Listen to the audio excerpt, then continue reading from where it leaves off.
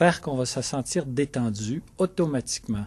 Nous allons dans l'hémisphère droit, et là, sans savoir, et parfois sans penser, boum, notre histoire s'éclaircit à l'intérieur de nous. Voilà, j'ai compris. Mais j'ai compris pourquoi? Parce que j'ai eu l'habilité d'être en contact avec mon hémisphère droit. Maintenant, l'hémisphère gauche, il est très important aussi pour comprendre ou pour effectuer des tâches ou pour conduire ou pour... Bon, toute tâche, ça appartient au niveau du rationnel. Donc, le rationnel a sa place, mais au niveau des émotions, le rationnel n'a pas sa place. Il n'a pas sa place. Mais disons que là, je dirais, s'il devient au service d'eux pour pouvoir résoudre des choses, mais bien souvent, il veut prendre la place, ce mental-là. Oui, alors là, moi, je fais une différence entre le mental et l'ego. Alors, l'ego est là quand la personne, quand il y a une question de survie, quand elle est, finalement, quand on est distorsionné au niveau vibratoire, l'ego va avoir tendance à se présenter. Donc, ça peut se présenter sous forme d'accuser l'autre. Ça peut se présenter sous forme de manipulation. Ça peut se présenter sous maintes formes. Mais disons que c'est plutôt l'ego, et encore une fois, au niveau des ressentis, dans l'hémisphère droit, l'ego est impuissant. Là où on rejoint vraiment l'émotion la plus forte, l'impuissance.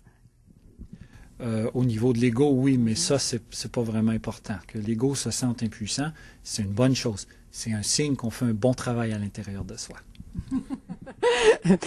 Alors là, tu as expérimenté, c'est par l'expérience aussi qu'on développe, je veux dire, des habilités. Puis toi, tu as ressenti à un moment donné, qu'est-ce qui s'est passé en toi pour arriver à cette philosophie-là?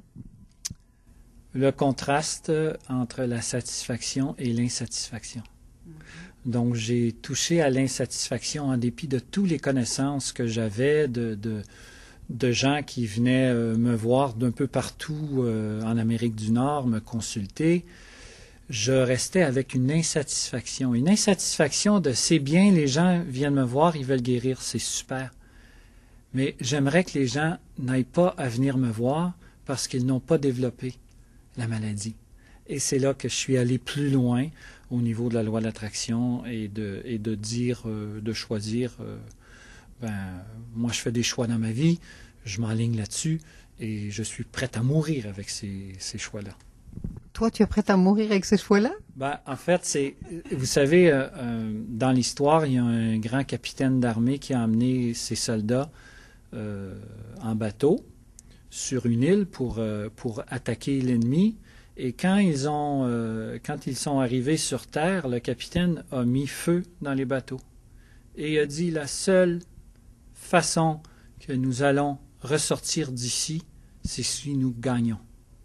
Donc, si vous voulez, c'est imagé, mais quand on prend des décisions dans notre vie, dans la loi de l'attraction, il faut symboliquement être prêt à mourir pour ce choix-là. Et quelque part, c'est...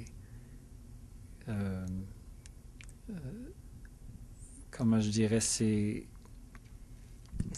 une manière de focaliser. C'est une manière de focaliser. Et on voit les grands de l'histoire. Je lisais un livre dernièrement où il parlait d'Henry Ford, le créateur des voitures Ford. Puis dans les années 30, il y avait son modèle T, que tous ses ingénieurs, tous ses conseillers, toute sa famille lui disaient « C'est la voiture la plus laide au monde, tu dois la changer, tu dois la changer. » Et il a dit « C'est ce que j'ai créé et c'est avec ça que nous allons réussir. » Et cet homme-là s'est bâti un empire financier incroyable. Maintenant, s'il aurait écouté les autres, qu'est-ce qui serait arrivé?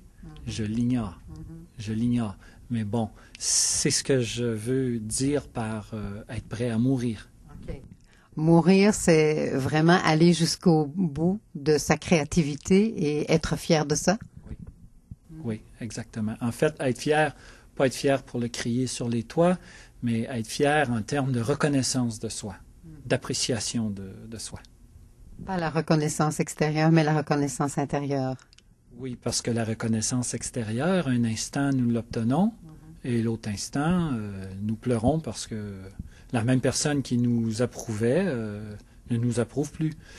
Donc c'est bien si ça vient de l'extérieur, mais il est préférable de le cultiver à l'intérieur. Question de confiance en soi. Hein? Oui. Ben, Daniel, merci beaucoup pour cette entrevue. Alors, je vais peut-être te laisser juste la petite phrase de la fin. Qu'est-ce que tu aurais à dire à nos téléspectateurs par rapport à la loi de l'attraction? Ben, ce qui est important, c'est quand on fait des sondages, on note que 98% des gens n'ont pas de plan défini pour leur vie. Donc, de grâce, prenez le temps de vous asseoir et de définir ce que vous voulez vraiment accomplir de votre vie. Faites le choix, brûlez les ponts derrière vous et allez-y, vous êtes capable. Ben, merci beaucoup. Merci. Merci beaucoup.